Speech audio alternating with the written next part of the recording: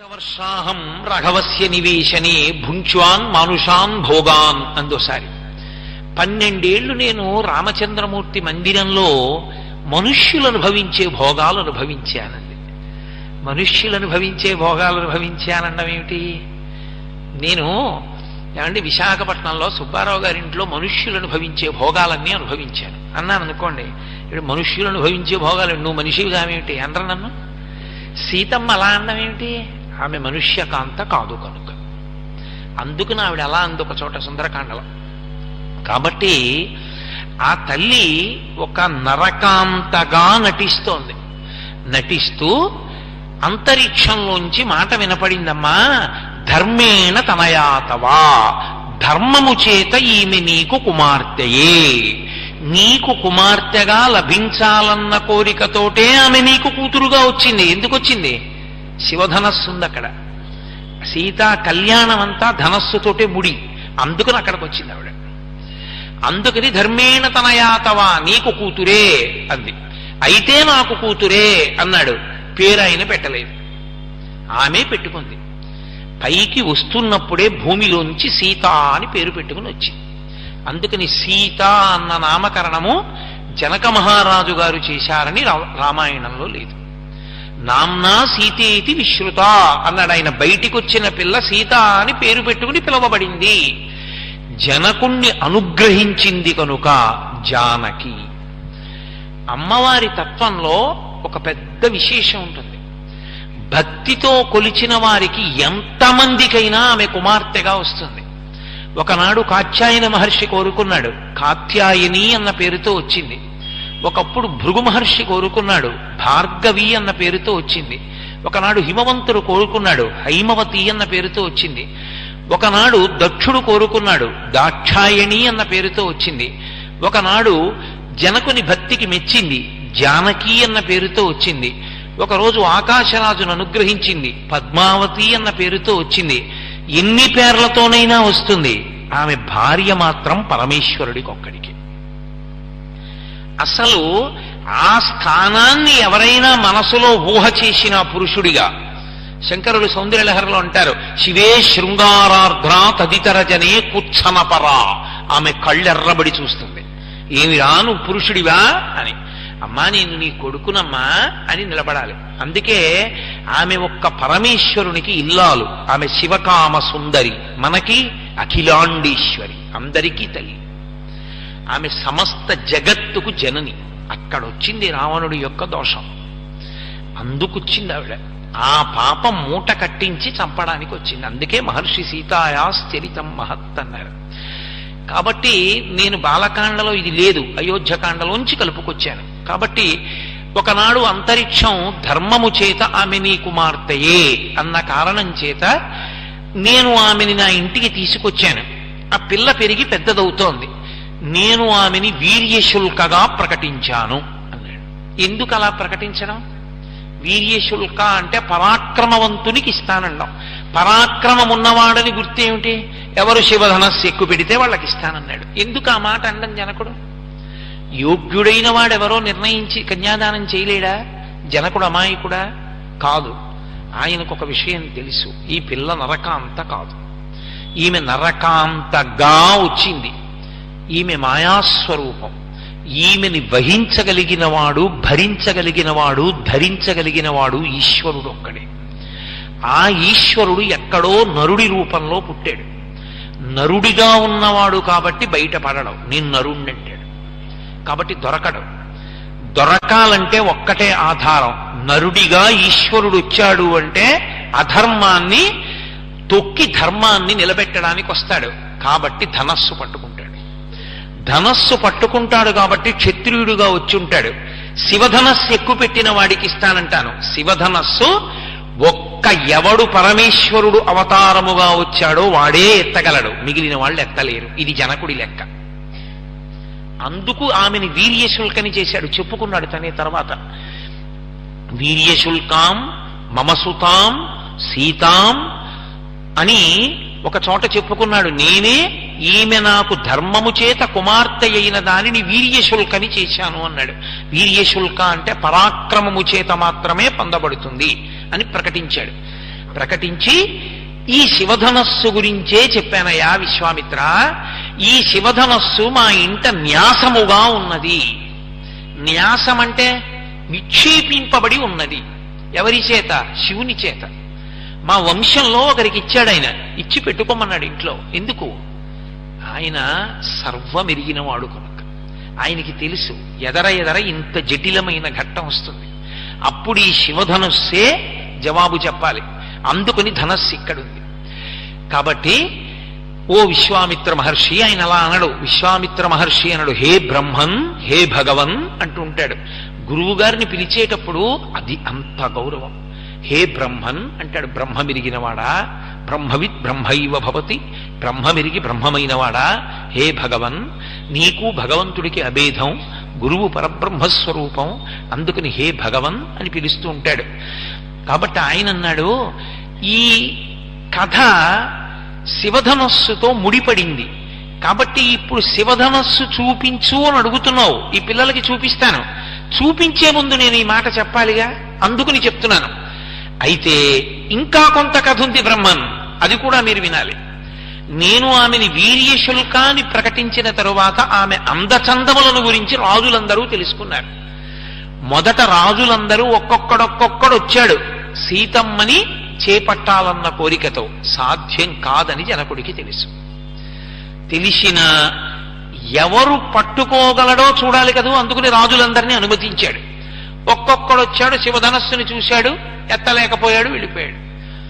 ఈ వెళ్ళిపోయిన వాళ్ళు కొన్ని వేల మంది అయిపోయారు. వెళ్ళిపోయి వాళ్ళందరూ అవమానపడి ఓ సంఘం పెట్టుకున్నారు. ఒరే, మనని అవమానించడానికి వీర్యశుల్క అన్నాడరా, ఆ శివధనస్సు ఎక్కువ పెట్టేవాడు ఎవడో. కొన్ని వేల మంది రాజులం వెళ్ళాం, ఒక్కడు ఎక్కువ పెట్టలేదు. వాళ్ళ ఇంట్లో అమ్మాయికి పెళ్ళవలేదు. సీతమ్మ పెళ్లి ఎందుకు అవ్వలేదంటే వీళ్ళు ఎక్కువ పెట్టే రాజేడు అంటాడు. అంటే అవమానమేనా కాదా? ఇప్పుడు ఆ అమ్మాయికి పెళ్ళవలేదు, మన బతుకు బయటడింది, మనమేమో ఎందుకో పనికి మాలిన వాళ్ళం అని చెప్పి లోకంలో తెలుస్తోంది. వాళ్ళకి కోపం వచ్చి ఎలా అయినా జనక మహారాజు గారిని నిగ్రహించి ఆ పిల్లని ఎవరు చేపట్టాలి తర్వాత నిర్ణయిద్దాం, ముందు జనకుణ్ణి యుద్ధంలో ఓడించి బందీకృతుణ్ణి చేయడమో సంహరించడమో చెయ్యాలి, కాబట్టి రండి అన్నారు. అలా ఉంటుంది విచిత్రం లోకంలో. కాబట్టి ఏదో అప్పటి వరకు ఎలా ఉన్నా ఎన్నికలు వచ్చేటప్పటికి సీట్ల సర్దుబాటులా ఉంటుందన్నమాట. కాబట్టి వాళ్ళందరూ కలిసి ఒక సంఘం పెట్టుకున్నారు. అందరూ కలిసి జనక మహారాజు గారి మీదకి యుద్ధానికి వచ్చారు. అందరూ కలిసి జనక మహారాజు గారి మీదకి యుద్ధానికి వస్తే జనకుడు అంతఃపురంలో కూర్చుని యుద్ధం చేస్తున్నాడు. కొంతకాలానికి శరీరము ఏ సంభారములు ఉండడం చేత నిలబడుతుందో ఆ సంభారములు అయిపోయాయి అంతఃపురంలో. అంటే తిండి గింజల దగ్గర నుండి పూర్తయిపోయి. అప్పుడు ఎలా? బయటికెడితే రాజులు పట్టుకుంటారు, అంతఃపురంలో ఉంటే ప్రాణాలు పోతాయి, అన్నం లేదు కాబట్టి. అప్పుడు నేను దేవతలందరినీ ఉద్దేశించి తపస్సు చేశాను. అప్పుడు నేను అంత పెద్ద తపస్సు చేస్తే దేవతలందరూ కూడా దేవగణాం సర్వాం తపసాహం ప్రసాదయం, నేను చేసినటువంటి తపస్సుకి వాళ్ళు మెచ్చుకుని దేవగణములనన్నిటినీ కూడా నాకు బలంగా, నాకు తోడుగా, నన్ను సమర్థించమని నా సైన్యంగా పంపించారు. పంపిస్తే నేను ఈ దేవగణాలన్నిటినీ తీసుకుని, ఈ సైన్యాన్ని తీసుకుని బయట విడిది చేసి ఉన్నటువంటి రాజులందరినీ ఓడించాను. వాళ్ళందరూ దిక్కులు పట్టి పారిపోయారు. ఆ తర్వాత ఇది భూమి మీద ఉన్న రాజులతో సరిపోలేదు. దేవతలు, యక్షులు, గంధర్వులు, కిన్నెరులు, కింపురుషులు వచ్చారు. దేవతలు కూడా ఎక్కువ పెట్టలేదు. హే బ్రహ్మన్, విశ్వామిత్ర, ఈ శివధనస్సు ఇలాగే ఉంది, ఈ పిల్లి ఇలాగే ఉంది, మధ్యలో నేను ఎదురు చూస్తూ అలాగే ఉన్నాను. దేనికోసం? జనకుడు బయటపడ్డాడు. ఎవడు నరుడుగా ఉన్నాడో, ఎవడు నరుడిగా భూమి మీద తిరుగుతున్న పరబ్రహ్మమో వాడెత్తాలి. వాడు నేను పరబ్రహ్మమని అండవు. ఎందుకంటే వాడు నరుడిగా వచ్చాడు, అందుకే ఈమె నరకాంతగా వచ్చింది. లేకపోతే ఆమె నరకాంతగా ఎందుకు రావాలి? కాబట్టి నరుడిగా ఉన్నాడు కనుక నేను నరుణ్ణి అంటాడు, కానీ నేను పరబ్రహ్మాన్ని అండవు. కానీ ఎవరు పరమేశ్వర ధనస్సు ఎక్కువ పెడతాడో వాడే పరమేశ్వరుడు. శివుడు కేశవుడు మళ్ళీ లేనిపోని అల్లరి తీసుకురాకండి, ఉన్నదొక్కటే పరబ్రహ్మం అంతే. కాబట్టి ఆ ధనస్సు ఎక్కువ పెట్టేవాడి కోసం ఎదురు చూస్తున్నాను. మంచిదే, ధనస్సు చూపించమని అడుగుతున్నారు మీరు. పిలిపిస్తాను, వచ్చేస్తుంది, ఎంతసేపు సైనికులు పట్టుకొచ్చేస్తారు ధనస్సుని. ఈ పిల్లాడు ఒకవేళ యద్యస్య ధనుషో రామః కుర్యాదారోపణం మునేహే సుతాం అయోనిజాం సీతాం దద్యాం దశరథేరహం. ఎంత గొప్పగా చెప్పాడో చూడండి. ఒకవేళ నేను ఆ ధనస్సు తీసుకొచ్చిన తర్వాత పెట్టి మూత తీయండి చూస్తానంటాడుగా, పెట్టి మూత తీస్తాను. క్షత్రియుడు కదూ, సంతోషంగా ఉంటుంది. ఇలా చూసి వెళ్ళిపోతాడేమిటి? ఓసారి ముట్టుకోనా అంటాడు, ముట్టుకున్నాక పట్టుకోనా అంటాడు, పట్టుకున్నాక ఎత్తనా అంటాడు, ఎత్తాక వింటినారి విప్పి కట్టనా అంటాడు, కట్టాక సంధించనా అంటాడు. అంత ఓటి చేస్తే ఎంత ఎత్తి పొడిచాడో. యద్యస్య ధనుషో రామః కుర్యాత్ ఆరోపణం మునేహే సుతాం అయోనిజాం సీతాం. అది ఆయన సంతోషం. నా కూతురు అయోనిజాం, నా కూతురని నా భార్యకి నాకు పుట్టింది అనుకుంటున్నావేమో. అయోనిజాం, అయోనిజ. సీతాం, తన పేరు తాను పెట్టుకున్న పిల్ల. సీతాం దద్యాం దశరథేరహం, నేనిస్తా ఆ పిల్లని. అదేమిటయా మరి అంత స్వతంత్రాల్ని నువ్వివ్వడం ఏమిటి అంటే, నన్ను తండ్రిగా వరించింది కాబట్టి కన్యాదానం నేనే చేస్తాను. నా జన్మ సౌభాగ్యం కదూ, శ్రీ మహాలక్ష్మి నా ఇంట పుట్టింది. అందుకే సీతా కళ్యాణ ఘట్టానికి ఉన్న గొప్పతనం ఏమిటంటే, సీతా కళ్యాణ ఘట్టంలో వాల్మీకి మహర్షి ఇచ్చినటువంటి శ్లోకాన్ని ఎవరు చదువుతారో ఆ శ్లోకంలో ఉన్నటువంటి తాత్పర్యమే మంత్రంగా మారుతుంది పెళ్లిలో. అందుకే సీతా కళ్యాణ ఘట్టం చేసేటప్పుడు లోకంలో ఒక ఆచారం కూడా ఉంది. రామాయణంలో ఉన్నటువంటి శ్లోకాన్ని చెప్పిస్తుంటారు. ఇయం సీత మమ సుత అని. ఎందుకంటే అలా చెప్పి అలా చూసిన వాళ్ళకి రెండు ప్రయోజనాలు నెరవేరుతాయి. పెళ్లి కాని ఆడపిల్ల ఉంటే కన్యాదానం చేస్తారు తొందరలో, రామచంద్రమూర్తి లాంటి వరుడు వస్తాడు. రెండు, మా ఇంట్లో ఆడపిల్లలకి పెళ్లిళ్ళు అయిపోయింది కదండి అంటే రామచంద్రమూర్తిని నువ్వు పొందుతావు. అంటే జీవబ్రహ్మైక్య సిద్ధి కళ్యాణం, పరమేశ్వరుణ్ణి చేరుతావు. అందుకే సీతారామ కళ్యాణం లోకంలో అంత ప్రఖ్యాతి వహించడానికి కారణం అదే. కనుక అసలు యథార్థంగా చెప్పాలంటే శ్రీరామ నవమి నాడు మకుటధారణ సర్గ చదవమనుంది శాస్త్రంలో. శ్రీరామ నవమి నాడు తెల్లవారుజామున లేచి పూర్ణోపవాసం, ఆ రోజున అన్నం తినకూడదు. దేవాలయాల ముందు నిలబడి భజన చేసి ఆ రోజు మధ్యాహ్నం అందరూ కలిసి సీతారామచంద్ర ప్రభువు యొక్క పూజ చేసి సాయంకాలం దేవాలయంలో కాస్త సంస్కృత భాషా పరిచయం ఉన్నటువంటి వ్యక్తి శ్రీరామాయణంలోంచి మకుటధారణ సర్గ చదువుతారంటే రామచంద్రమూర్తికి కిరీటం పెట్టిన ఘట్టం ఉంది, ఆ ఘట్టాన్ని చదువుతారు. అది అసలు ఆ మకుటధారణ సర్గ చదువుతారు. అది 1కి 10 మాటలు నిరూపింపబడింది. ఈ మధ్య కాలంలోనే ఒక 4-5 నెలల క్రితం కూడా నేను ఒక సందర్భం చూశాను. చాలా పెద్ద కష్టంలోకి వెళ్ళిపోయిన వ్యక్తి మకుటధారణ సర్గ పారాయణ చేసిన 3 రోజుల్లో బయటకు వచ్చేసాడంటే కష్టం నుంచి బయటపడిపోయాడు. మకుటధారణ సర్గ అంత గొప్పది. అందుకే మిగిలిన పట్టాభిషేకాలకంత విశేషంగా చేయరు. గోవింద పట్టాభిషేకం ఉంది కానీ ఎప్పుడో తప్ప జరగదు.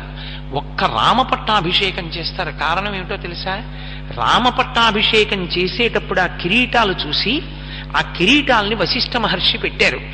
ఆ కిరీటాన్ని ఎత్తి తీసుకెళ్లి రామచంద్రమూర్తి తల మీద పెడుతుండగా ఎవరు చూస్తారో వాళ్ళకి వస్తున్న కష్టాలు కూడా తొలగుతాయి అంటారు. ఆ మకుట ధారణ అంత గొప్పది. అందుకని ఇవాళ ప్రత్యేకంగా రేపు జరగబోతోంది కాబట్టి నేను ఇవాళ నా ఉపన్యాసాన్ని మానవీయ సంబంధములలోంచి కళ్యాణమో పట్టాభిషేకమో అని తీసుకోవడానికి కారణం అదే. సరే, సీతారామ కళ్యాణం చెయ్యడం ఆంధ్రదేశంలో ఆచారం. ప్రత్యేకించి భద్రాచలం సీతారామ కళ్యాణాన్ని ప్రత్యక్ష ప్రసారాలుగా చూస్తూ ఉంటాం మనం. కనుక ఇప్పుడు ఆయన అన్నాడు, ఈ ధనస్సుని కానీ పిల్లవాడు ఎక్కువ పెడితే సుతాం అయోనిజాం సీతాం దద్యాం దశరథేరహం, దశరథుని కొడుకి పిల్లాడికి ఇస్తాను అని వెంటనే ఓ నవ్వు నవ్వి అన్నాడు. త్వగతిర్మానుషానంచ ధనుషాస్య ప్రపూరణే ఆరోపణే సమాయోగే వేపనే తొలనేపివా. ఆ మనుష్యుడు దశరథ కుమారుడు ఈ పిల్లవాడా ఎక్కుపెట్టేది? దేవతలు, యక్షులు, గంధర్వులు, కిన్నెరుడు, కింపురుషులు ఎక్కుపెట్టలేకపోయారు. కడుపులో ఆలోచన వేరు, నరుడు ఎక్కువ పెట్టాలి. కానీ ఒక పక్క ఎంత చిన్నతనం చేశాడో చూడండి. దేవతలే చేయలేదు, నరుడేం చేస్తాడు? పగతిర్మానుషానంచ ధనుషాస్య ప్రపూరణే, ఒక మనుష్యుడే ఎక్కువ పెడతాడయా? ఆరోపణే సమాయోగే వేపనే తొలనేపివా. అదేం ఆ శివధనస్సుని ఎక్కుపెట్టడం అంటే ఏం మాటలేమిటి? దాన్ని పట్టుకుని ఎత్తి నించోపెట్టాలి. నించోపెట్టి దాన్ని అలాగే పట్టుకుని వంగాలి. వంగి కింద కట్టినటువంటి తాడు విప్పాలి. విప్పి ఆ పైకి వెయ్యాలి. వేసి ముడి వెయ్యాలి. ముడి వేసి ఆ వింటినారిని ఆకర్ణాంతం లాగాలి టంకారానికి. అలా చేయగలడా? అంత శివధనస్సునెత్తి పట్టగలడా? పగతిర్మానుషానంచ ధనుషాస్య ప్రపూరణే ఆరోపణే సమాయోగే వేపనే తొలనే. ఎంత ఎత్తి పొడిచాడో! త్రికాల వీధి అన్నీ తెలుసున్నవాడు. ఆయన ముందే చెప్పాడు, అహం విద్మి మహాత్మానం రామం సత్యపరాక్రమం వశిష్ఠోపి మహాతేజ ఏచే మే తపసి స్థితాః అన్నాడు. నాకు తెలుసు రాముడెవరో అన్నాడు విశ్వామిత్రుడు. ఆయనకి తెలుసు బయటపడ్డాననుకోండి, నీ మోహం నీకేం తెలుసు, ఇతను ఎత్తగలడం అన్నాడు అనుకోండి.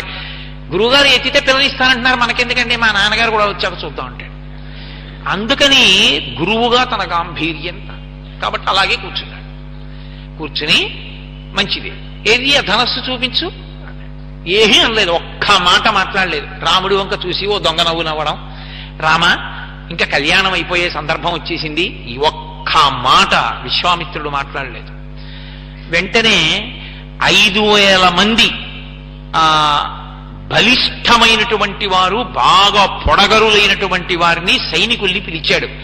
5,000 మంది సైనికులు మంజూషని తోసుకొచ్చారు. మంజూష అంటే పెట్టె. అందులో ఉంది 8 చక్రముల పెట్టె అని రాశారు వాల్మీకి మహర్షి. అందులో పెట్టారు శివధనస్సుని. అంత 8 చక్రముల పెట్టెలో పెట్టినా 5,000 మంది కలిసి ఆ ధనస్సుని ఎత్తి పట్టరాలేరు. అందుకని బరువైన దానికి పద్ధతి ఏమిటంటే చక్రాలు పెట్టిన బండి మీద పెట్టి తోసేయడమే. పోని ఒకడో ఇద్దరో తోయడం కాదు, దాన్ని 5,000 మంది బలిష్ఠులైన వారు తొయ్యాలి ఆ బండిని. అంటే ఎంత బరువైనటువంటి ధనస్సో, ఎంత దివ్యమైన ధనస్సో చూడండి. అంటే అసలు ఆ ధనస్సు ఎత్తి పెట్టడానికి లౌకికమైన బలం చాలదో తెలిసిపోట్లా. అది నరుడు ఎత్తేది కాదది. అది ఎంతటి బలవంతుడు ఎత్తడు. దాన్ని ఎత్తడం అంటే ఎవరి చేతి స్పర్శ తగిలితే అది పైకి లేస్తుందో, ఎవడు నిలబెట్టగలడో, అది ముట్టుకోవడానికి అర్హత ఉన్నవాడో వాడే ఎత్తగలడు. ఒక్కొక్కడికి చూడండి, ఒక్కొక్క దాంట్లో ప్రావీణ్యం ఉంటుంది. మనం కబుర్లు చెప్పుకుంటూ ఉంటాం. డ్రైవర్ చూడండి, కారు ఆపి వెనక డోరు పడలేదమ్మా అంటాడు. ఆయనకి తెలుసు డోరు పడలేదన్న విషయం. ఓసారి మళ్ళీ తెరిచి వేసిన తర్వాత ఇప్పుడు పడిందని మళ్ళీ కారు స్టార్ట్ చేస్తాడు. ఎవరి వృత్తి ఎందో వారికి నైపుణ్యం. ఒక్కొక్కళ్ళింటికి మీరు వెళ్ళండి, బయటికి వెళ్ళిపోదామని గడియ మీరు ఎంత తీయండి రాదు, ఉండండి అని ఆ యజమాని వచ్చి ఇలా అంటాడు, ఆ తలుపు వస్తుంది. ఆ ఉడుపు ఆయన ఉడుపు అయింది, ఆయన ఇలా అంటే ఆ తలుపు వస్తుంది. మనం ఎంత తిప్పినా తలుపు రాదు. అలా అది పరబ్రహ్మము ముట్టుకుంటే పైకి లేస్తుంది. కానీ పరబ్రహ్మాన్ని అంటాడా రాముడు? అనడం, నరుణ్ణి అంటాడు. అది కథ. అంత గంభీరంగా అల్లారు, అంత గొప్పగా వచ్చింది, అంత ఉద్విగ్నత, అంత గాంభీర్యం సంతరించుకుంది సీతా కళ్యాణ ఘట్టం. కాబట్టి ఇప్పుడు విశ్వామిత్ర మహర్షి ఆ పెట్టె తీసుకొచ్చిన తర్వాత ఇలా చూశారు. చూసి విశ్వామిత్రస్తు ధర్మాత్మ, పరమధర్మాత్ముడైనటువంటి విశ్వామిత్రుడు రాముడి వంక ఇలా చూసి, వత్స రామ ధనుర్పశ్య ఇది రాఘవమబ్రవీత్. రామ ఎక్కుపెట్టు అనలేదు. ఎంత గాంభీర్యమో! మొదట ఏ మాట అన్నాడో, ఏ తద్దర్శయ భద్రంతే కృతకామౌ నృపాత్మజం అన్నాడు కదా. ఇప్పుడు కూడా అంతే. వత్స రామ ధనుర్పశ్య, లోపల ఎంత సంతోషమో! నా శిష్యుడిగా ఉన్నవాడు పరబ్రహ్మం, ఆ పరమేశ్వరుడు శిష్యరికం చేస్తున్నాడు, కాళ్ళు పడుతున్నాడు, నన్ను పక్కన నించుని శిష్యర్ కింకరౌ సముపస్థితవు అంటున్నాడు నరుడిగా ఉండి. నా ఆజ్ఞ మేరకి కదులుతాడు ఇప్పుడు అని. వత్స, ఎంత ప్రేమో తన శిష్యుడి మీద గురువుకి. రామ ధనుపశ్య, చూడ ధనస్సు సారి, ఇది రాఘవమబ్రవీత్, అంతే అన్నాడు. అంతే. ఎక్కుపెట్టు, దాన్ని వింటినారి కట్టు, ఏదో లాగు, ఏమీ అనలేదు. అడిగిందెవరిని? రాముణ్ణి అడిగాడు. రాముడు వెళ్ళి ఆ పెట్టె మూత తీశాడు. ఆయన ఎంత చమత్కారం, ఆయన ఎక్కడా బయటపడ్డాడు. పెట్టి మూత తీసి ఆయన ఇలా చూశాడు. చూసి విశ్వామిత్రుడి వంక తిరిగి, హే బ్రహ్మన్, నేను ఈ ధనస్సు వంక చూశాను. ఒక్కసారి ఈ ధనస్సుని ముట్టుకోవాలని అనుకుంటున్నాను, మీరు అనుమతిస్తారా? ముట్టుకోనా అని అడిగాడు. అడిగితే ఆయన ఏమీ అనలేదు. ఎక్కుపెట్టు అని నోటితో ఏమీ అనలేదు. బాఢం అన్నాడు. బాఢం ఇత్యేవ రాజన్ ముని, ఇద్దరూ కూడా ఒకేసారి బాఢం అంటే అనుమతించాను అన్నాడంతే. అంటే గురువు గారి యొక్క అంగీకారం ఉంటే తప్ప ఆయన ముట్టుకోడు. గురువు గారి అనుమతి అంటే విశ్వామిత్రుడి నోటి వెంట ఎక్కుపెట్టో అన్నాడు అనుకోండి బ్రహ్మర్షి, ఆయన నోటి మాట ఉత్తినైపోతుందా? అయిపోతుందంతే. ఆ ధనస్సు లేవలసిందే. బ్రహ్మర్షి నోటి వాక్కు, ఆయన మాటే అస్త్రం. అంతటి తపోధనుడు. గురువుగారు ధనస్సు ఎక్కువ పెడదాం అనుకుంటున్నారంటే ఏరా పిల్ల మీద కాంక్ష పుట్టిందా, మీ నాన్నని అడగక్కర్లేదా అనొచ్చు విశ్వామిత్రుడు. క్షత్రియుడు ఎంత మాట్లాడాలో అంతే మాట్లాడాడు. కాబట్టి ఆయన అన్నాడు, హే బ్రహ్మన్, గురువుగారు, ఒక్కసారి ఈ ధనస్సు ముట్టుకుందాం అనుకుంటున్నాను, ఆ తర్వాత అవకాశం ఉంటే దాన్ని ఎక్కువ పెడతాను. వెంటనే ఆయన అన్నాడు బాఢం, అలాగే అనుమతిస్తున్నాను. అటు జనక మహారాజు అన్నాడు, ఇటు విశ్వామిత్రుడు అన్నాడు. అన్నాడంతే. ఆయనకి జనక మహారాజు ఉద్దేశం ఏంటంటే ఏదో ఇలా అంటాడు, ఎంతమందిని చూడలేదు, అలవాటు పడిపోయింది, ఓసారి ఇలానే అమ్మో అని వచ్చేస్తాడు. అంతేగా పెట్టి మూతట్టేస్తారు, వెనక్కి వెళ్ళిపోతాడు అనుకుంటున్నాడు. అందరూ 5,000 మంది ఓ పక్కకి వెళ్ళి అలా నించున్నారు. ఇంకా సభాసదులందరూ చూస్తున్నారు. ఆరోపయిత్వా ధర్మాత్మా పూరయామాస దద్ధను తత్తభంజ ధనుర్మధ్యే మహాయశాహ. ఆయన అకస్మాత్తుగా ధనస్సుని తీసి నిలబెట్టాడు. అలా నోళ్లు తెరిచి ఉండిపోయారు అందరూ. చాలా తేలికగా ధనస్సుని నిలబెట్టడం, తాడు విప్పడం, కట్టేయడం, వంచేయడం వింటినాడాలో అంతే మాట్లాడాడు. కాబట్టి ఆయన అన్నాడు, హే బ్రహ్మన్, గురువుగారు, ఒక్కసారి ఈ ధనస్సు ముట్టుకుందాం అనుకుంటున్నాను, ఆ తర్వాత అవకాశం ఉంటే దాన్ని ఎక్కువ పెడతాను. వెంటనే ఆయన అన్నాడు బాఢం, అలాగే అనుమతిస్తున్నాను. అటు జనక మహారాజు అన్నాడు, ఇటు విశ్వామిత్రుడు అన్నాడు. అన్నాడంతే. ఆయనకి జనక మహారాజు ఉద్దేశం ఏంటంటే ఏదో ఇలా అంటాడు, ఎంతమందిని చూడలేదు, అలవాటు పడిపోయింది, ఓసారి ఇలానే అమ్మో అని వచ్చేస్తాడు. అంతేగా పెట్టి మూతట్టేస్తారు, వెనక్కి వెళ్ళిపోతాడు అనుకుంటున్నాడు. అందరూ 5,000 మంది ఓ పక్కకి వెళ్ళి అలా నించున్నారు. ఇంకా సభాసదులందరూ చూస్తున్నారు. ఆరోపయిత్వా ధర్మాత్మా పూరయామాస దద్ధను తత్తభంజ ధనుర్మధ్యే మహాయశాహ. ఆయన అకస్మాత్తుగా ధనస్సుని తీసి నిలబెట్టాడు. అలా నోళ్లు తెరిచి ఉండిపోయారు అందరూ. చాలా తేలికగా ధనస్సుని నిలబెట్టడం, తాడు విప్పడం, కట్టేయడం, వంచేయడం, వింటినాడి లాగడం, అది మధ్యలోకి 2 ముక్కల కింద విరిగిపోవడం అయిపోయింది. పెద్ద మెరుపు మెరిసి పిడుగుపడినట్టయి అంతఃపురం అంతా కదిలిపోయింది. ఆ చప్పుడికి, ఆ ధ్వనికి, ఆ కాంతికి అక్కడున్న వాళ్ళందరూ మూర్ఛపోయారు. 4 నిలబడ్డవాళ్ళు. 1 రాముడు, 2 లక్ష్మణుడు, 3 విశ్వామిత్రుడు, 4 జనకుడు. వీళ్ళు 4. ఇప్పటి వరకు ఎదురు చూస్తున్నాడు, ఎక్కడో నరుడి రూపంలో ఉన్నాడని వెతుకుతున్నాడు. చూశాడంతే. పరవశించిపోయాడు విశ్వామిత్రుడు. పరవశించిపోయి, అబ్బా, ఇన్నాళ్లకి నాకు అల్లుడు దొరికాడు, శివధనస్సుని ఎక్కువ పెట్టగలిగిన వాడు దొరికాడు. అంతే. విశ్వామిత్ర మహర్షి వంక చూసి అత్యద్భుతం అచింత్యంచ అతర్కితమిదం మియా అన్నాడు. ఇది అత్యద్భుతం, నేను ఊహించలేదు. ఏమిటి అసలు రహస్యం? నరుడి రూపంలో ఉన్న పరబ్రహ్మం తెలుస్తున్నాడు, కనబడ్డాడు. మాయాస్వరూపిణిని భరించగలిగిన వాడు దొరికిపోయాడు. పైకి ఆయన అనకూడదు, నరుడి కథ కాబట్టి ఊరుకున్నాడు. అత్యద్భుతమతించంచ అతర్కితమిదం మియా, ఇంకా దీని మీద వాదన లేదు అని జనకానాం కులే కీర్తిం హరిష్యతి మే సుత సీతా భర్తారమాసాద్య రామం దశరథాత్మజం. నా కూతురు మహాభాగ్యాన్ని పొందింది. నా కూతురు రామచంద్రమూర్తికి ఇల్లాలు కాకపోతోంది, దశరథ మహారాజుకి. వెంటనే సువర్ణ కలశాన్ని జలములతో ఉన్నదాన్ని తీసుకుని వచ్చి కన్యాదానం చేస్తానని నీళ్లు పోయిపోయాడు రాముడి చేతిలో. ఇక్కడ చెప్పలేదు మహర్షి, మళ్ళీ అయోధ్యకాండలో చెప్పారు, మొన్న మీతో ప్రస్తావన చేశా. దీయమానాం నతుతత ప్రతిజగ్రాహ రాఘవ.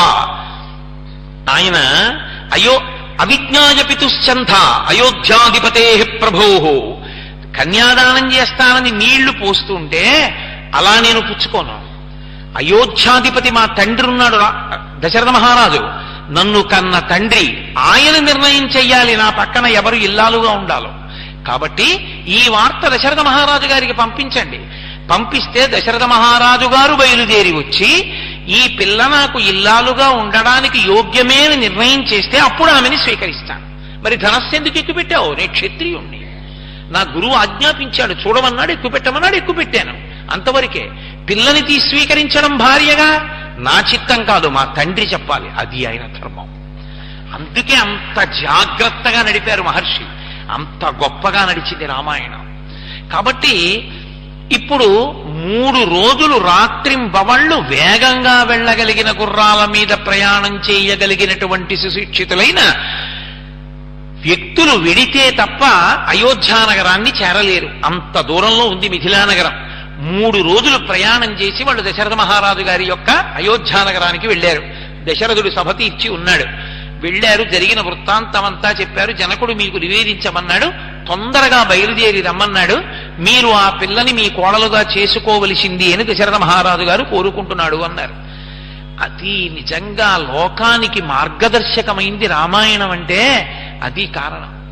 వెంటనే దశరథ మహారాజు తన పురోహితుల వంక మంత్రుల వంక చూశాడు. వశిష్ఠ మహర్షి మొదలైన వారి వంక చూసి ఒక మాట అన్నాడు, యది రోచతే వృత్తం జనకస్య మహాత్మనః అన్నాడు. మీకు జనకుని యొక్క ప్రవర్తన, జనకుని యొక్క నడవడి ఇష్టపడిందా అని అడిగాడు. ఆయనకి ఆ ఇంట్లో భక్తి, పూజ, వ్యవహారం అలవాటు. ఆ ఇంట్లో ఆయన కొడుక్కి పిల్లనిద్దామనుకున్నవాడు కనీసం బొట్టెట్టుకునైనా ఆయన ఇంటికి వెళ్ళాలి. బొట్టెట్టుకోకుండా పిల్లనిస్తానని వెళ్ళిన వాడి పిల్లని ఆయన ఎలా చేసుకుంటాడు? అసలు చేసుకోడు కదా, ఎంత అర్థరహితం. కాబట్టి ఇది రోచతే వృత్తం, అసలు జనకస్య మహాత్మనః, జనకుని యొక్క ప్రవర్తన ఎటువంటిది, ఆయన నడవడి ఎటువంటిది, మనకి ఆయనకి పొత్తుతుందా? రేపు వియ్యాలవారైన తర్వాత ప్రతి చిన్న విషయానికి ఏమిటి అలా ఉంటాడని ఈయన విసుక్కుని ఆయన విసుక్కుని, ఏమిటి ఆయన బొట్టు పంచాన ఆయన విసుక్కుని ఈయన విసుక్కుని, అదే. ఇద్దరికీ సంస్కారమునందు ఒకటైన బుద్ధి ఉండాలి. కాబట్టి జనకుని యొక్క ప్రవర్తన మీకు నచ్చితే, నడవడి నచ్చితే మనం వెడదాం, ఏం చెప్పమంటారు అన్నాడు. తప్పకుండా వెడదాం అన్నారు పురోహితులు. అది పెళ్ళంటే. పెద్దలు నిర్ణయించినారుగాన అంటే ఎంతసేపు భూతద్దం పెట్టి పిల్లని చూడమని కాదు. భూతద్దం పెట్టి పిల్లని చూసావు ఉండిపోతుందా? ఆమె శరీరము కూడా వృద్ధాప్యమునందు ముడతలు పడిపోతుంది. నీ ఇంటి గౌరవం, ఆఖరికి నీ శరీరం పడిపోయిన తర్వాత తద్దినం పెట్టినప్పుడు కూడా కోడలే దీపం పెట్టాలి. దీపం పెడితే కానీ ముట్టదు. అసలు ఆ సంస్కారం ఉందా పిల్లకి? ఆ కుటుంబానికి ఆ మర్యాద ఉందా?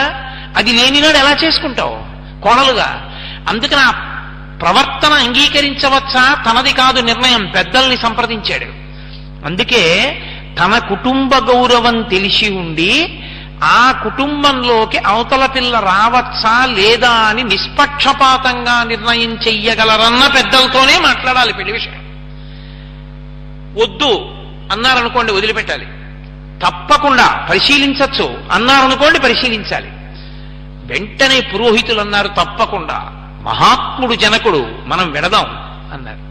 సరే అయితే బయలుదేరండి, ఇంకా ఆలస్యం ఎందుకు? మా భూత్కాలస్య పర్యయః, ఆలస్యం చెయ్యకూడదు, బయలుదేరండి అన్నాడు. తాను వృద్ధుడు, నేను వెనక వస్తాను. ముందు కోశాధిపతులందరూ కూడా తగినటువంటి కానుకలు తీసుకుని ముందు బయలుదేరాలి. ప్రభువు వెడుతున్నాడు అంటే పొంచి ఉంటారు శత్రువులు. నాకు రక్షణగా ఆశ్విక దళం, పదాతి దళం అంతా బయలుదేరాలి. నాకన్నా ముందు పురోహితులు వెళ్ళాలన్నాడు. అందరూ బయలుదేరారు. దశరథ మహారాజు గారు వెళ్ళాడు. మిథిలా నగరానికి వెళ్ళాడు. జనక మహారాజు ఎదురొచ్చాడు, స్వాగతం పలికాడు, తీసుకెళ్ళాడు, కూర్చోపెట్టాడు.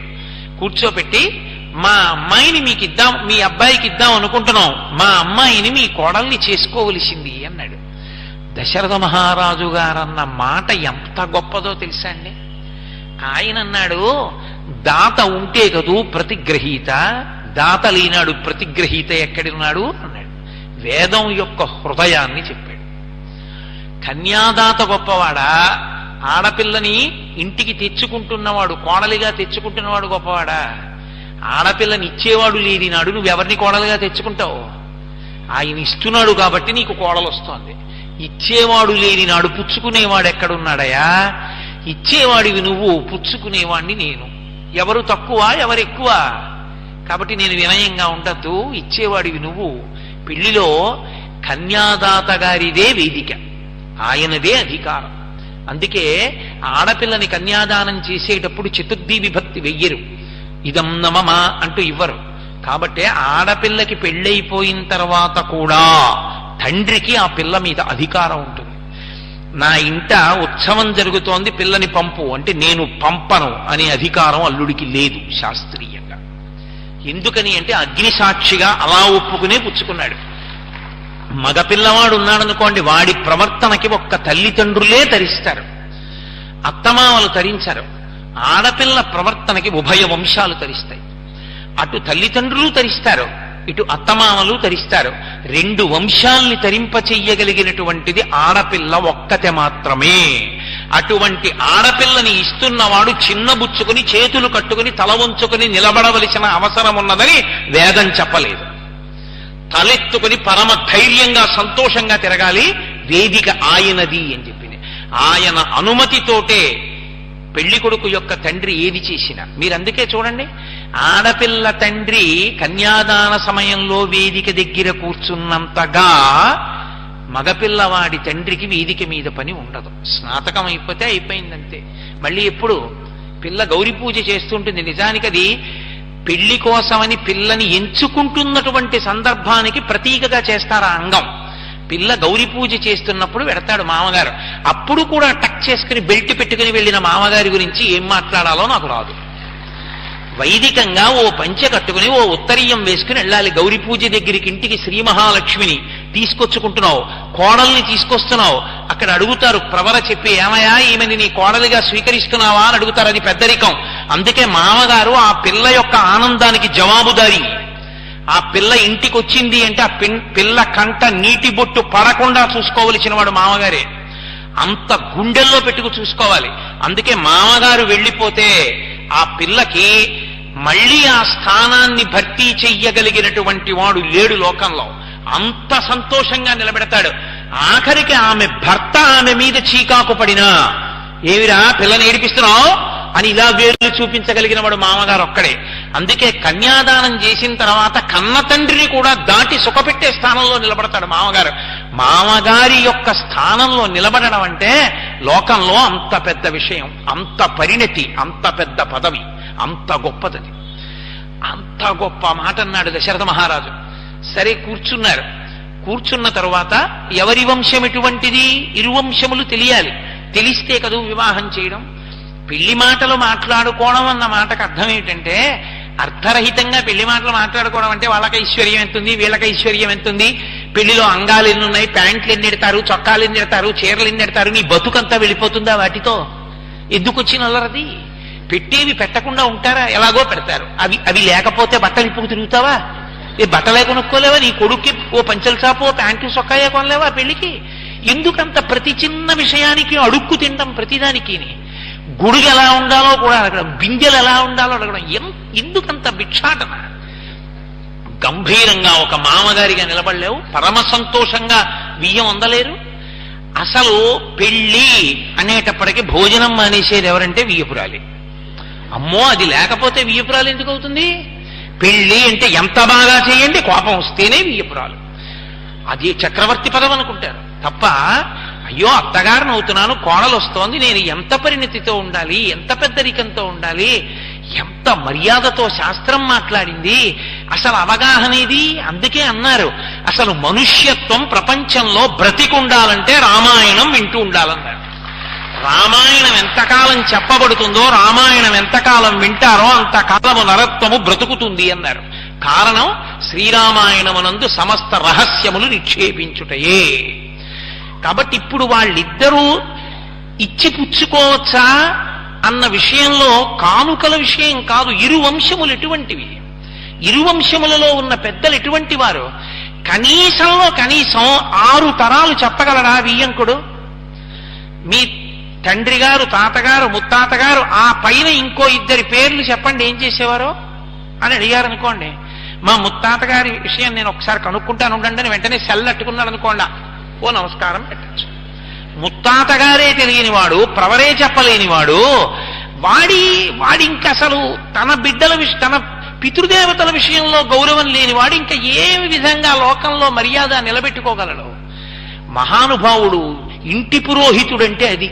రామచంద్రమూర్తికి పేరు పెట్టి యుగాలు మారిపోయిన లోకాన్ని ఉద్ధరించడానికి పౌరోహిత్యం ఒప్పుకున్నవాడు వశిష్ఠ మహర్షి.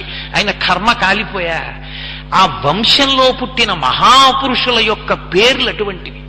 అంత గొప్పవాళ్ళు. కూర్చోబెట్టారు. జనక మహారాజు గారి పక్షాన్న శతానందుడు. శతానందుడు అంటే సామాన్యుడు కాడు, గౌతమ మహర్షి అహల్య యొక్క సంతానం. శతానందుడు అటువైపు కూర్చున్నాడు. విశ్వామిత్ర వశిష్ఠ మహర్షులు ఇటువైపు కూర్చున్నారు. కూర్చుని వాళ్ళందరూ చెప్తున్నారు, ఇరువంశములు సరిపోతాయా? ఈ 2 పిల్లలకి పెళ్లి చెయ్యొచ్చా? దశరథుడు జనకుడు వియ్యం అందచ్చా? అది అక్కడ నిర్ణయించవలసింది.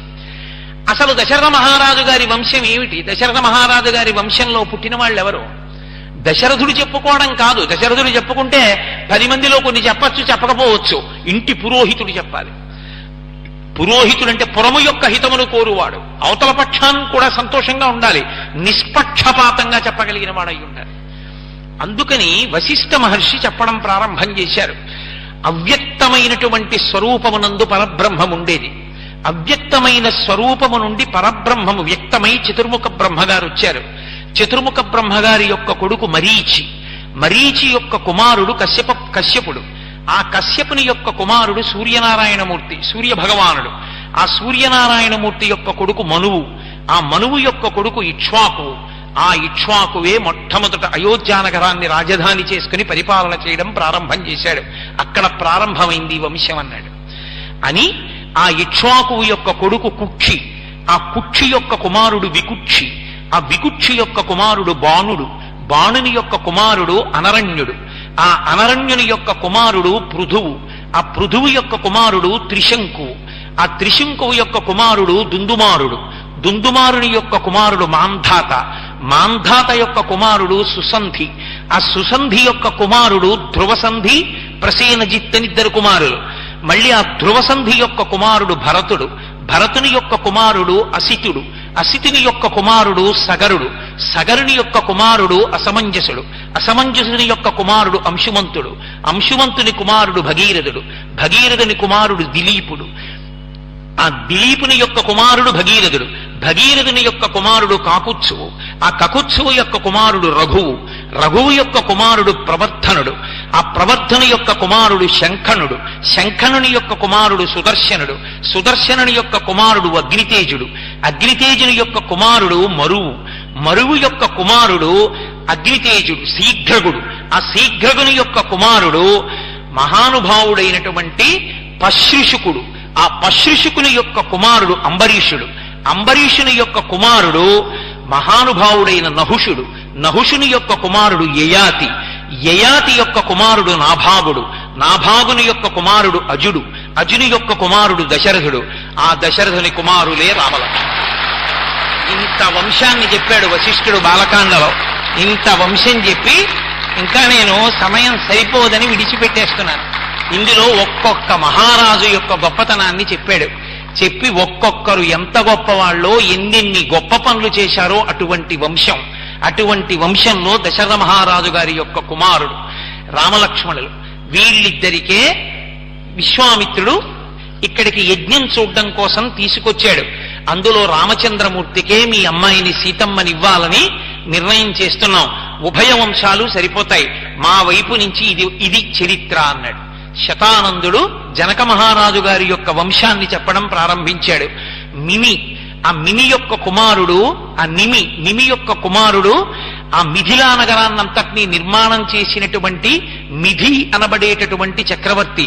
ఆ మిథి యొక్క కుమారుడు ఈ ఉపరివసు. ఆ వసువు యొక్క కుమారుడు సుకేతువు, సుకేతుని యొక్క కుమారుడు నందివర్ధనుడు, నందివర్ధనుడి యొక్క కుమారుడు బృహద్రథుడు, బృహద్రథుని యొక్క కుమారుడు దేవరాతుడు. అలా వంశాన్ని తీసుకొచ్చి ఆఖరికి మహానుభావుడైనటువంటి ఆ మహారోముడు, మహారోముని కుమారుడు స్వర్ణరోముడు, స్వర్ణరోముని కుమారుడు హ్రస్వరోముడు, హ్రస్వరోముని కుమారుడు జనకుడు, ఆ జనకుని యొక్క తమ్ముడు కుశధ్వజుడు, ఆ జనకుడు కుశధ్వజుడు, జనకుని యొక్క కుమార్తె సీత, ఆయన యొక్క వేరొక కుమార్తె మాండవి, ఆ లక్ష్మణుని యొక్క ఇల్లాలు. అలాగే అవతల పక్కన ఆయన యొక్క తమ్ముడైనటువంటి కుశధ్వజుని యొక్క కుమారులు మాండవి, శృతకీర్తి అని నిర్ణయం చేస్తే అప్పుడు వశిష్ఠ మహర్షి ఒక ప్రతిపాదన చేశారు. జనక మహారాజు గారి యొక్క కుమారులైనటువంటి ఈ జనక మహారాజు గారి యొక్క కుమార్తెలైనటువంటి వాళ్ళు ఇద్దరినీ కూడా దశరథ మహారాజు గారి యొక్క కుమారులైనటువంటి రామలక్ష్మణులకిచ్చి వివాహం చేద్దామని. అక్కడికి నిశ్చయమైనటువంటి వివాహం కేవలం రామలక్ష్మణులదే. అప్పుడు విశ్వామిత్రుడు జోక్యం చేసుకుని ఆయన అన్నాడు, భరతస్య కుమారస్య శత్రుఘ్నస్య చ ధీమతః వరయామస్సుతే రాజన్ తయోరద్ధే మహాత్మనోహో అన్నాడు. మహానుభావ, నీకు తమ్ముడు కుశధ్వజుడున్నాడు, సాంకాస్యం అనేటటువంటి నగరాన్ని పరిపాలిస్తున్నాడు. పరమ సంతోషంతో జనక మహారాజు గారు కబురు చేశాడు. కబురు చేస్తే ఆ కుశధ్వజుడు కూడా గబగబా బయలుదేరి వచ్చాడు. అది అన్నదమ్ముల ప్రేమ అంటే. ఆ కుశధ్వజునికి ఇద్దరు కుమార్తెలున్నారు, మాండవి, శృతకీర్తి. మాండవి, శృతకీర్తుల్ని భరత శత్రుఘ్నులకిద్దాం. జనక మహారాజు గారి యొక్క కుమార్తెలైన సీత, ఊర్మిళ వాళ్ళిద్దరినీ రామలక్ష్మణులకిద్దాం. కాబట్టి నీ తమ్ముడి కుమార్తెల్ని కూడా దశరథ మహారాజు గారి యొక్క మిగిలిన ఇద్దరు కుమారులకు ఇవ్వవలసింది అని అపేక్షించాడు. తప్పకుండా ఇచ్చి అలాగే వివాహం చేద్దామన్నారు. ఎప్పుడు వివాహం చేయాలి? ఉండవలసినటువంటి మహాపురుషులందరూ అక్కడే ఉన్నారు. వశిష్ఠో వామదేవశ్చ జాబాలి రథకాశ్యప కాత్యాయన సుయజ్ఞశ్చ గౌతమో విజయస్తథా విశ్వామిత్రుడు శతానందుడు ఇంతమంది మహర్షులు ఉన్నారు. వాళ్ళందరూ చూసి ముహూర్త నిర్ణయం చేశారు. సంతానకారకమైనటువంటి ఉత్తరా నక్షత్రం ప్రకాశిస్తుండగా ఈ సీతారామ కళ్యాణం జరగాలి అని నిర్ణయం చేశారు. రానే వచ్చింది. అబ్బో మహర్షి ఆ మంగళ ద్రవ్యాల్ని వర్ణిస్తారు. ఆ పేలాలు, ఆ యజ్ఞకుండం, అక్కడ ఉన్నటువంటి అక్షతలు, ఆవు పాలు, ఆవు పెరుగు, ఆవు నెయ్యి, దర్భలు, ఇవి కనపడితే చాలు ప్రదక్షిణం చేసి వెళ్ళాలి. అంత పరమ పవిత్రమైనటువంటి పదార్థములతో అగ్నిగుండంలో హోమం చేస్తున్నాడు వశిష్ఠుడు. సరే, ఆ ముహూర్త సమయం ఆసన్నమైంది. సీతమ్మ తల్లిని, ఊర్మిళని తీసుకుని జనక మహారాజు గారు వచ్చాడు. మాండవిని, శృతకీర్తిని చూసుకుని కుశధ్వజుడు వచ్చాడు. ఆ జనక మహారాజు గారు సీతమ్మ తల్లి యొక్క చెయ్యి పట్టుకుని రామచంద్రమూర్తి దగ్గరికి వచ్చారు. ఆ రోజులలో త్రేతాయుగంలో ఇక్ష్వాకు వంశంలో ఒక ఆచారం, అత్తగారులు పెళ్లికి వచ్చేవారు కాదు. అందుకే దశరథ మహారాజు గారి భార్యలు కౌసల్య, సుమిత్ర, కైకేయి ఆ వివాహ ఘట్టానికి రాలేదు. ఒక్క దశరథ మహారాజు గారే ఉండడానికి కారణం అది. జనక మహారాజు గారు సీతమ్మ తల్లి చెయ్యి పట్టుకుని, ఇయం సీత మమ సుత సహధర్మచరీతవ ప్రతీచ్ఛ చైనాం భద్రం తే పాణిం గృహ్ణీష్వ పాణిన పతివ్రత మహాభాగ ఛాయేవానుగతా సదా అంటాడు. అది సీతారామ కళ్యాణానికి ఉన్న గొప్పతనం. ఆ మాట ఎవరు చెప్తున్నాడో, ఆ శ్లోకం ఎవడు చెప్తున్నాడో వాడే సీతమ్మని కన్యాదానం చేస్తున్నాడు. మీరు చూడండి, ఇయం సీత, ఈమె సీత, మమ సుత, నా కూతురు, సహధర్మచరీతవా, నీకు సహధర్మచారిణి అవుతోంది. ప్రతీచ్ఛ చైనాం భద్రం తే పాణిం గృహ్ణీష్వ పాణిన, ఓ రామ, నీ చేతిని దాపి అరచేతితో బాగా రాసి పట్టుకుని ఆ పాణిగ్రహణం చేయి. ఎందుకంటే ఆడపిల్లని పాణిగ్రహణం చేసినప్పుడు అరిచెయ్యికి బాగా తగలకపోతే మగపిల్లలు పుట్టరు. వేళ్లు కొసలు మాత్రమే తగిలితే ఆడపిల్లలు పుడతారు. పాణిగ్రహణంలో చేతులు పూర్ణంగా సరిగా తగలకపోతే సంతానం కలగరు. పాణిగ్రహణ సమయమునందు మంత్రం చెప్పేటప్పుడు అంత జాగ్రత్తగా చేతితో రాసి పట్టుకోవాలి. అందుకే మగపిల్లవాడి చెయ్యి కింద పెట్టించి ఆడపిల్ల చెయ్యి పైన పెట్టిస్తుంటారు, లేదా ఆడపిల్ల చెయ్యి కింద పెట్టిన మగపిల్లవాడు అరచేతితో రుద్ది పట్టుకోవాలి. అలా పట్టుకుంటే కన్యాదానం చేయడానికి ఆడపిల్ల, స్నాతకం చేయడానికి మగపిల్లవాడు ఇద్దరూ పుడతారు.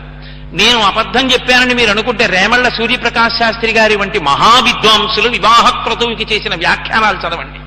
పాణిగ్రహణం అంత గొప్పది, సంతానకారకం. అంతేకాని ప్రతిదాన్ని వీడియో కోసం చేసి ఆ తర్వాత కనపడ్డ ప్రతివాడికి వెళ్లి దండాలు పెట్టి అయ్యా మాకు సంతానం కలగాలని ఆశీర్వచనం చేయండి అని దేవాలయాల చుట్టూ తిరగవలసిన అగత్యం తెచ్చుకోకూడదు. గుడికి పిల్లలతో వెళ్లాలని కోరుకోవాలి తప్ప పిల్లల కోసం పరిగెత్తే స్థితి తెచ్చుకోకూడదు. పాణిగ్రహణం అంత గొప్పది. కాబట్టి ఒక్కొక్క చోట ఒక్కొక్కటి సుముహూర్తం. మనకి దేశాచారం ఒకరి కన్నులలోకి ఒకరు చూసుకోవడం. అందుకే తెర అడ్డు పెడతారు. తెర అడ్డు పెట్టడానికి కారణం ఆ సుముహూర్తం వచ్చే పర్యంతము ఒకరి కన్నులలోకి ఒకరు చూసుకోకూడదు. అలా చూసుకున్నారనుకోండి అది సుముహూర్తం కాదు. కాబట్టి ఐశ్వర్య సమృద్ధి, యజ్ఞ సమృద్ధి, సంతాన సమృద్ధి కలగవు. వేదిక మీదకి గౌరి తపస్సు చేసినటువంటి పిల్లని బుట్టలో తీసుకొచ్చి కూర్చోపెట్టిన దగ్గర నుండి అంతకుముందే వరుడు కూర్చుని ఉంటాడు. వరుడు వధువు ఇద్దరు మధ్యలో చూసుకోకుండానే అడ్డు పెడతారు తెరని. అందుకే తెర ప్రతివాడు వచ్చి పట్టుకోకూడదు. ప్రతి చేతకాని వాడు చెప్పులేసుకుని కళ్యాణ వేదిక మీదకి ఎక్కేయడమే. అక్కడే మంగళసూత్రానికి సర్వమంగళాదేవతని ఆవాహన చేసి కొబ్బరి బొండం మీద పెట్టి పూజ చేస్తుంటారు. తగుదునమ్మా అని నీకు మోకాళ్ళు వంగపోతే కింద కుర్చీ వేసుకుని చెప్పులేసుకుని ఓ పెట్టెట్టుకుని అక్కడ కూర్చుంటారు. ఇక అమ్మ నాయనో ఈ రోజుల్లో కర్ణుడు సహజ కవచ కుండలాలతో పుట్టినట్టు ప్రతివాడికి సెల్లే. ఆ పెళ్లి చూడ్డానికి ఎందుకు ఎడతాడో ఎవరికీ తెలియదు.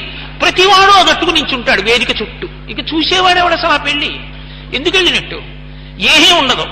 అసలు నిజానికి ఆ తెర ఎవ్వరూ ముట్టుకోకూడదు. కన్యాదాత అన్నిటికన్నా జాగ్రత్త తీసుకోవలసిందేదో తెలుసా?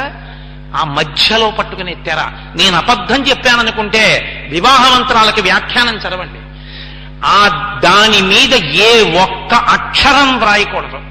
కొబ్బరి బొండాలకి ముళ్ళు గుచ్చడం, నురగలు కొట్టుకుంటూ ఉండడం, పిచ్చి పిచ్చి కాగితపు ముద్దలన్నీ తీసుకొచ్చి తల మీద పోసుకోవడం ఎంత అమంగళకరమైన విషయం అది. ఏనుగు స్నానం చేసి దుమ్ము పోసుకున్నట్టు వివాహంలో యజ్ఞో మే కామ సమృద్ధితాం పశో మే కామ సమృద్ధ్యతాం అని చెప్తుంటే అవన్నీ మీద పోసుకోవడమా? పోసుకుంటే పువ్వులు పోసుకో, అక్షతలు పోసుకో, మంగళద్రవ్యాలు పోసుకోవాలి. అంతేగాని అడ్డమైనవి తీసుకొచ్చి నెత్తి మీద పోసుకోవడం ఏంటి అసహ్యంగా? పక్కన పురోహితులు ఉండగా, పెద్దలు కూర్చుని ఉండగాను. కాబట్టి తెర మీద ఏమీ ఉండకూడదు. ఒక్క స్వస్తిక్ మార్క్ ఒక్కటే ఉండాలి. ఆ స్వస్తిక్ మార్క్ ఉంది అంటే అర్థం ఏమిటో తెలుసా? అది లక్ష్మీదేవి యొక్క పాదముల యందు ఉంటుంది. భవిష్యోత్తర పురాణంలో నారద మహర్షి అంటారు, లక్ష్మీదేవి గురించి చెప్తూ, పాదౌతే స్వస్తికాయుతౌ అంటారు. అమ్మవారి పాదములలో స్వస్తిక్ ముద్ర ఉంటుంది. ఆ స్వస్తిక్ ముద్రతో కూడిన తెర ఉంటే ఆడపిల్ల తలెత్తినా అదే కనపడాలి, మగపిల్లవాడు తలెత్తినా అదే కనపడాలి, కూర్చున్న వాళ్ళకి అదే కనపడాలి, వేదిక మీద ఉన్నటువంటి పురోహితులకి అదే కనపడాలి. తెర దిగిపోయే వరకు స్వస్తిక్ తప్ప ఇంకా ఏదీ కనపడకూడదు. స్వస్తిక్ మార్కుకి అంత గొప్పతనం అందుకొచ్చింది. అది పరదేవత పాదములలో ఉండే శోభనప్రదమైన మంగళప్రదమైన ముద్ర. అంతేకాని అడ్డమైన కవిత్వాలు తీసుకొచ్చి ఆ తెర మీద రాయడం, ప్రతి పనికి మాలిన వాడు వచ్చి తెర పట్టుకోవడం, కాసేపు దింపేస్తుండడం, కాసేపు ఎత్తుతుండడం, అందుకు కాదు ఆ తెర. ఆ తెర పట్టుకోవాలి అంటే ఆడపెళ్లి వారి పనుపున పరమ భగవద్భక్తి తత్పరులైన వారు ముగ్గురు పట్టుకోవాలి ఒకవైపు, మగపెళ్లి వారి తరపున ఇద్దరు పట్టుకోవాలి. ఆడపెళ్లి వారి తరపున కన్యాదాత అడుగుతాడు మగపెళ్లి వారిని, మీ పనుపున తెర పట్టుకునే వాళ్ళు ఎవరని అడుగుతాడు. వెంటనే మగపిల్లవాడి తండ్రి నిర్ణయం చేస్తాడు. తన వైపున్న బంధుగణంలో రోజు సంధ్యావందనం చేసుకునేవాడు, భక్తి తత్పరుడైన వాడు, శాస్త్రమునందు నమ్మకం ఉన్నవాణ్ణి ఎంచుకుని వాణ్ణి పట్టుకోమంటాడు. ఎలా పడితే అలా కాదు, చక్కా ఓ పంచె కట్టుకుని పట్టుకోవాలి. ఏదైనా పట్టుకున్నామంటే దానికి అర్థం ఉంటుంది. నేను అబద్ధం చెప్పాననుకుంటే మీరు వేదమంత్రాలకి వ్యాఖ్యానాలు చూడండి. ప్యాంటు చొక్కా వేసుకుని పట్టుకున్నాడు అంటే దిగంబరంగా పట్టుకున్నట్టు లెక్క. అలా పట్టుకోకూడదు. పంచెకట్టు కట్టుకుని పట్టుకోవాలి. గోచీ పెట్టి కుర్చీళ్లు వేసి కట్టుకున్నవాడే దాన్ని పట్టుకోవడానికి అర్హుడు. అది వాడిది మంగళప్రదమైన స్వరూపం, వాడొక్కడే పట్టుకోవాలి. ఆడపిల్లని వేదిక మీదకి తీసుకురావాలి మేనమావగా అంటే ముందు రోజు చెప్పుకోవాలి, అయ్యా మీరు బుట్ట పట్టుకోండి అందుకని పంచె కట్టుకురండి అని చెప్పాలి. అంతేకాని ఆయన పెళ్లికి వచ్చిన తర్వాత మా అమ్మాయి బుట్టట్టుకోండి అని చెప్పకూడదు. ఆయన ప్యాంట్ వేసుకు రావచ్చు తెలియక, అప్పుడు బుట్టట్టుకోండి నువ్వు అడగనుకూడదు, నువ్వు అడిగినా ఆయన పట్టుకోనుకూడదు. పంచె కట్టుకుంటేనే బుట్ట పట్టుకోవాలి. ఎందుకంటే ఆమె పద్మమునందు కూర్చున్న లక్ష్మి, లక్ష్మీ స్వరూపమైనటువంటి దాన్ని వైదికమైన దుస్తులతోనే పట్టుకుని తీసుకురావాలి. ఆడపిల్లని నడిపించి తీసుకెళ్లరు, ఆమె లక్ష్మీ స్వరూప కనుక.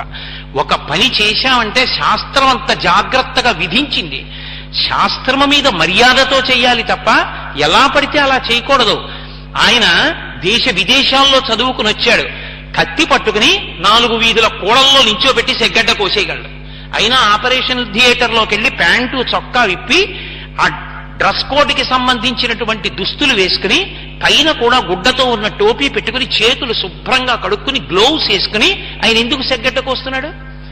ఆయన వృత్తి మీద ఆయన నిబద్ధత, అంత జాగ్రత్తగా కోస్తున్నాడు. ఆయన 4 వీధుల కూడల్లో కూడా కోసేయగలడం, అంతటి నిపుణుడు. కోస్తున్నాడా? కొయ్యడు. ఆయన శాస్త్రం మీద ఆయనకంత నిబద్ధత ఉంటే నీ కూతురు భవిష్యత్తు మీద నీకెందుకు ఉండదు? నువ్వెందుకు పాటించావు శాస్త్రాన్ని?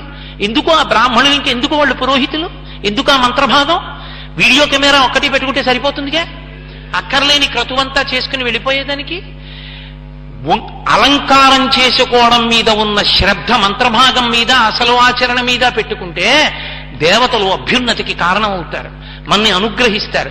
అంతేకాని అక్కడ మంత్రం జరుగుతూ ఉంటుంది, ఇక్కడ తంతు జరుగుతూ ఉంటుంది. ఎందుకది? ఎందుకు దానికి అన్ని వేలు ఖర్చు పెట్టడం ఎందుకు? ఆ తంతు జరిపించడానికి పెళ్లి చేశామని పేరు పెట్టుకోవడం ఎందుకు? నేను మన్నింపబడేదను గాక. శాస్త్రాన్ని నమ్ముకోవడం వల్ల నా ఆవేశం అలా ఉంటుంది, మరోలా భావన చేయకండి. నేను మీలాంటి వాడినే, కానీ దాని మీద ఉన్న గౌరవం మమకారంతో అప్పుడప్పుడు ఆవేశంగా మాట్లాడుతుంటాను. కాబట్టి ఉభయ వంశాలు సరిపోయాయంటే వాళ్ళకి కళ్ళల్లోకి చూసుకోవడం ముహూర్తం కాదు, సుముహూర్తానికి తెర దింపేస్తారు. అందుకే తెర ఎత్తేయకూడదు, తెర దింపాలి. తెర దింపేస్తే అఘోర చక్షు అని మంత్రం. మనమిద్దరం ఒకరి కన్నులలోకి ఒకరం చూసుకున్నదేదో అది శుభముహూర్తం. జీలకర్ర బెల్లం ఆలస్యం అయితే దోషం రాదు. జీలకర్ర బెల్లం మంగళ వస్తువులు, అవి ఒకరి తల మీద ఒకరు పెట్టుకోవడం అన్యోన్యత కోసం, అకాల వృద్ధాప్యం రాకుండా ఉండడం కోసం, మనసులు ఏకీకృతం అవడం కోసం. అసలు అభ్యున్నతంతా ఒకళ్ళ కళ్ళల్లోకి ఒకళ్ళు చూసుకోవడమే. కావాలంటే మీరు మంత్రభాగాన్ని పరిశీలించండి. వాళ్ళు కళ్ళల్లోకి చూసుకోవడానికి అవకాశం ఇవ్వాలి. అంతేకాని అసలు ఇలా సుముహూర్తం అనగానే ఇటు చూడండి, ఇటు చూడండి, ఇటు చూడండి అంటే వాళ్ళు ఇటు చూసుకోవడం మానేసి ఇలా చూసుకుంటూ ఇలా పెట్టుకుంటే ఇంకెందుకు ఆ సుముహూర్తం? వాళ్ళు తేరిపారి కన్నులలోకి చూసుకుని అప్పుడు లేచి అడగాలి వరుడు, ఇప్పుడు నేను ఈమెని కళ్ళల్లోకి చూసినటువంటి ముహూర్తము సుముహూర్తమగుగాక. మీరు అందరు అనండి ఒకసారి అంటాడు, అయం ముహూర్త సుముహూర్తోస్తో అంటుంది సభంతా కూడా. అని నాయనా నువ్వేం కోరుకున్నావో అటువంటి వృద్ధి పొందు అని పట్టుకెళ్ళి అక్షతలు వేస్తారు. అంతేగాని బూట్లు చెప్పులు వేసుకుని వేదికెక్కేసి వేసేసి వచ్చేసేయమని కాదు. ఏది ఎందుకు చేస్తున్నావో అందుకు చెయ్యాలి. అది జీవితాల అభ్యున్నతికి సంబంధించింది వివాహం అన్నది. అంతేకాని ఏదో ఆషామాషీగా చేసేసి తర్వాత వాళ్ళు ఏడుస్తుంటే పనికిమాలిన పెద్దరికాలతో ఒడ్డున కూర్చుని మనని హేళన చేయమని కాదు. పిల్లలు జాగ్రత్త పడడానికి, వాళ్ళ జీవితాల అభ్యున్నతి కొరకు శాస్త్రం తెలుసున్నవాడు ఇలా చేసుకోండి చెప్పి వాళ్ళు హాయిగా బ్రతికే అదృష్టాన్ని కల్పించాలి పెద్దలు. అది పెద్దరికం. కాబట్టి ఆయన వాళ్ళకి ఇక్ష్వాకు వంశంలో ఆ యుగంలో ఆ ప్రాంతంలో ఇప్పటికీ ఒక్కొక్క చోట ఒక్కొక్కటి సుముహూర్తం. ఒక్కొక్కరికి మంగళసూత్రం, ఒక్కొక్కరికి పాణిగ్రహణం, ఒక్కొక్కరికి జీలకర్ర బెల్లం, ఒక్కొక్కరికి కళ్ళల్లోకి చూడడం. కాబట్టి ఆ రోజుల్లో ఒకరి పాణి ఒకరు పట్టుకోవడం, ఒకరి చేతులు ఒకరు పట్టుకోవడం. కాబట్టి ఇయం సీత మమ సుత. మీరు చూడండి, ఆ శ్లోకం ఎవరు చెప్తారో వాళ్ళకి అన్వయం అవుతుంది. కళ్యాణం జరుగుతోందనుకోండి, సీతారామ కళ్యాణం, ఇక జీలకర్ర బెల్లం పెట్టిస్తున్నారు. ఆ సమయంలో సభంత ఇయం సీత మమ సుత సహధర్మచరీతవా అంటోందనుకోండి, వారు పీటల మీద కూర్చోకపోయినా వారే సీతారామ కళ్యాణం చేసినట్టు. అందుకే ఇప్పటికీ ఒక సదాచారం ఉంది. చాలా చోట్ల ఈ శ్లోకం చెప్పిస్తారు సీతారామ కళ్యాణం, అందరితో చెప్పిస్తారు ఒకసారి. అప్పుడు మహానుభావుడైనటువంటి జనక మహారాజు గారు చెప్పాడు, ఈమె సీత నా కూతురు, సహధర్మచరీతవా. నీకెందిస్తున్నానో తెలుసా? ఎందుకు ఇస్తున్నానో తెలుసా? ధర్మమునందు నిన్ను అనువర్తిస్తుంది, ధర్మపత్నిగా ఇస్తున్నాను రామా. కాబట్టి ఈమెని స్వీకరించు. సహధర్మచరీతవా ప్రతీచ్ఛ చైనాం భద్రం తే పాణిం గృహ్ణీష్వ పాణినా. ఆమె చేతిని నీ చేతితో, ఇద్దరు చేతులు కలిపి ఒకరి చేతులు ఒకరు చెయ్యి పట్టుకోండి. పాణిం గృహ్ణీష్వ పాణినా పతివ్రత మహాభాగా ఛాయాయవానుగత సదా. ఆమె మహాపతివ్రత. నీ కష్టం ఆమె కష్టం, నీ సుఖం ఆమె సుఖం తప్ప నువ్వు ఎలా ఉన్నా తన సుఖం ఆమె చూసుకోదు రామా. ఆమెకి జీవితంలో సుఖం అంటే ఏమిటో తెలుసా? నువ్వు సంతోషంగా ఉండడం. నువ్వు సంతోషంగా లేకపోయినా తను సంతోషంగా ఉండడం ఆమెకి సుఖం కాదు. నీ సుఖం ఆమె సుఖం. ఇదే సీతమ్మ తల్లి జీవితమంతా. మీరు చూడండి, ఆమెకి తన సుఖమన్న మాట లేనే లేదు. ఆమె సుఖమల్లా ఒక్కటే. రామచంద్రమూర్తి సుఖమే ఆమె సుఖం, లక్ష్మణస్వామి సుఖమే ఆమె సుఖం, అత్తవారింటి సుఖం ఆమె సుఖం, పుట్టింటి సుఖం ఆమె సుఖం. ఆమె సుఖం ఇంకొకటి లేదు. ఆమెకే కాదు, ఈ జాతిలో పుట్టిన ఏ ఆడపిల్ల జీవితమైనా అంతే. అందుకే ఆ ఆడపిల్ల యొక్క నడవడికి నెలకి 3 వానల్లో ఒక వాన పడింది. ఏ ఆడదైనా సరే చూడండి, ఏ మగవాడు లోకంలో కోరుకోడు మా ఆవిడ చేతుల్లో వెళ్ళిపోవాలని. కానీ ఆడది త్రికరణ శుద్ధిగా కోరుకుంటుంది, మా ఆయన చేతిలో వెళ్ళిపోవాలంట. ఆమెకి మంగళం కూడా ఏమిటి అంటే భర్త చేతిలో వెళ్ళిపోవడమే. ఎంతమందిని విడిచిపెట్టేస్తుంది, ఆ భర్తతో వెళ్ళిపోతుంది. భర్త పెట్టిందేదో అదే ఆమెకు అమృతం.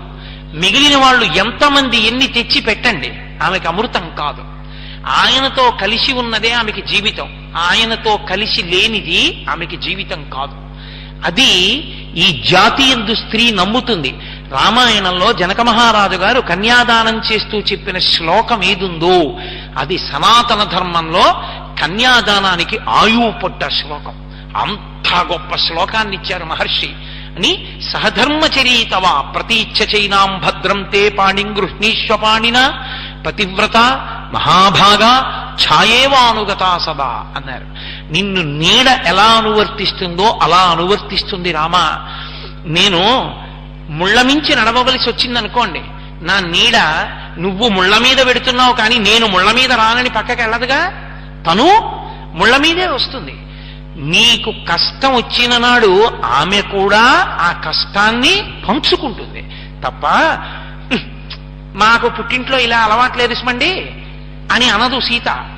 కష్ట సుఖాల్లో నీకు తోడు నీడ, నువ్వు నీ నీడ ఎలా విడివడి ఉండలో ఆమె అలా ఉంటుంది. అందుకే ఇప్పటికీ సనాతన ధర్మమునందు సదాచారం ఏమిటో తెలుసా?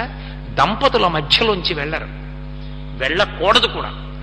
దంపతుల మధ్యలోంచి వెళ్ళకూడదు. ఎందుకంటే వాళ్ళిద్దరూ మనస్సు శరీరము ఒకటైపోయినటువంటి స్వరూపం. వాళ్ళ పొరపాటున ఇద్దరి మధ్య నుంచి కూడా వెళ్ళకూడదు. ఎప్పుడైనా పొరపాటున దంపతులు అటు ఇటు నించునుంటే అమ్మ ఇటు రండి అనో, లేకపోతే ఆయన్ని అయ్యా మీరు ఇటు వెళ్ళండి అనో వెళ్ళాలి తప్ప ఇద్దరి మధ్యలోంచి కూడా వెళ్ళకూడదు. శాస్త్రం దాన్ని నిషేధించింది. అంత గొప్పది. అందుకే దంపతులు సంతోషంగా ఒకరికొరకు ఒకరు బ్రతికేయడానికి ప్రయత్నించాలి. కానీ ఏ కారణం చేత కూడా దంపతుల మధ్య వైషమ్యములు కలిగే ఒక్క మాట మాట్లాడడానికి వీల్లేదని చెప్పింది. ఎన్నడూ మాట్లాడకూడదు. పెళ్లి వేదిక మీదకి వెళ్లే వరకే, పెళ్లి నిశ్చయం అయ్యే వరకే ఆమెకి ఈయన తగునా ఈయనకు ఆమె తగునా ప్రశ్న. ఒక్కసారి పెళ్లి మీద పీటల మీద కూర్చున్నారనుకోండి, ఆమె ఈయనకి తగునా ఈయనకు ఆమె తగునా ప్రశ్న లేదు. ఒండరులు ఒకరికొరకొకరు పుట్టినారు అంతే ఆశీర్వచనం. ఇక వాళ్ళ జీవితంలో ఎప్పుడూ ఆ తీర్పు చెప్పకూడదు. ఆయన ఎంత గొప్పవాడేవనివ్వండి, ఆమె ఎంత అమాయకురాలవనివ్వండి.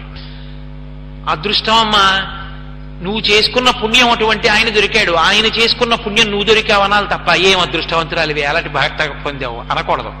అంటే నీ అదృష్టం కలిసి వచ్చి భర్త అయ్యాడు తప్ప అందులో నీ అర్హత లేదన్నమాట. అందుకే మీరు పెద్దల మాటలు చూడండి. తగునీ చక్రి విదర్భరాజతకు తథ్యంబు వైదర్భయం తగునీ చెక్కెకి ఇంత మంచి తగునే దాంపత్యమీ ఇద్దరిం తగులం కట్టిన బ్రహ్మ నిర్పరిగదా దర్పాహ తారాతి మగడవుగా ఉట చక్రీ సుతతికిన్ మా పుణ్య మూలంబునం అంటారు పోతన గారు భాగవతంలో.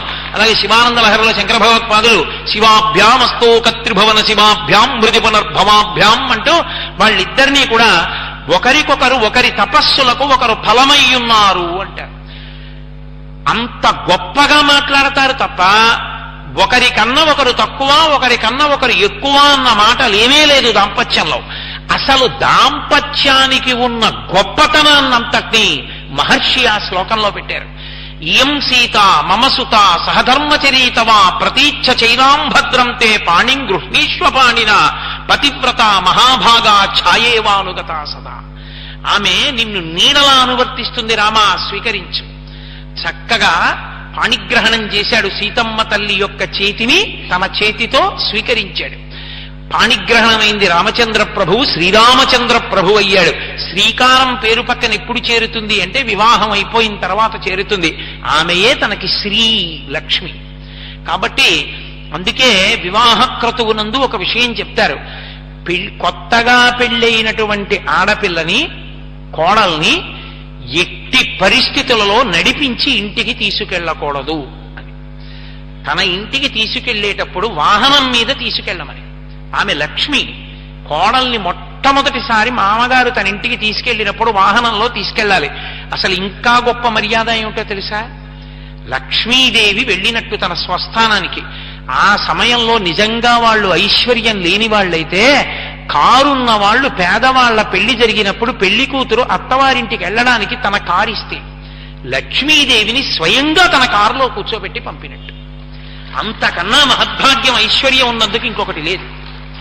కాబట్టి శాస్త్రం అంటే శాస్త్రమే అంత గొప్పది.